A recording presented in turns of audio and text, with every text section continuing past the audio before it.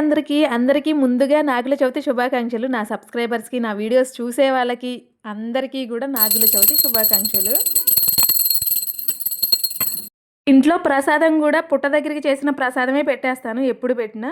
సల్లిమిడి, వడపప్పు, నల్ల నువ్వులతో చేసిన సల్లిమిడి 3 కలిపేసి నైవేద్యంగా పెట్టాను ఇంట్లో గూడా.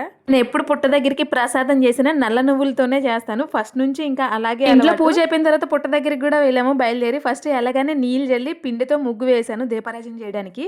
ఉత్తర జంజం అంటారు కదా, దూదితో చేస్తారు, అది కూడా వేయాలంట. అది కూడా వేసి పిండి ముగ్గు వేయడం అయిపోయిన తర్వాత పుట్ట మీద కూడా పసుపు కుంకుమ వేసి పిల్లలతో కూడా వేయించాను. ఈ రోజు సాటర్డే కదా, నల్ల నువ్వులతో ప్రసాదం చేసావు అన్నారు మా వారు. నేను ఎప్పుడు అలాగే పోస్తాను కాబట్టి సాటర్డే అయినా సరే ఈ రోజు కూడా నల్ల నువ్వులతోనే పోస్తాను. అసలైతే ఒక 2-3కి ప్రసాదం పెడతాను. ఇంకా నల్ల నువ్వులతో చేసింది సాటర్డే ఎందుకులే పెట్టడం అని ఇంకెవరికి ప్రసాదం అసలు ప్రసాదానికి ఆ వారం ఈ వారం అని ఉండదు అంటారు. కాకపోతే కొంతమందికి సెంటిమెంట్లు కంపల్సరీగా ఉంటాయి నువ్వుల దగ్గర, అందుకని ఇంకెవరికి పెట్టలేదు. ఇంకా పాలు పోయడం పూర్తి అయిన తర్వాత పుట్ట బంగారం అని కంపల్సరీగా పెట్టుకుంటారు. పోయినసారి ఏమైంది అంటే పాలు పోసాం కానీ పుట్ట బంగారం పెట్టుకోవడం మర్చిపోయాము. ఈసారి అలా కాదు, కంపల్సరీగా గుర్తుంచుకొని మరి పెట్టుకున్నాము. నేను పెట్టుకున్న తర్వాత మా వారికి కూడా పెట్టి పిల్లలకు కూడా పెట్టేశాను. అందరికీ నాగుల చవితి శుభాకాంక్షలు. వీడియో నచ్చితే కాస్త సబ్స్క్రైబ్ చేసుకోండి.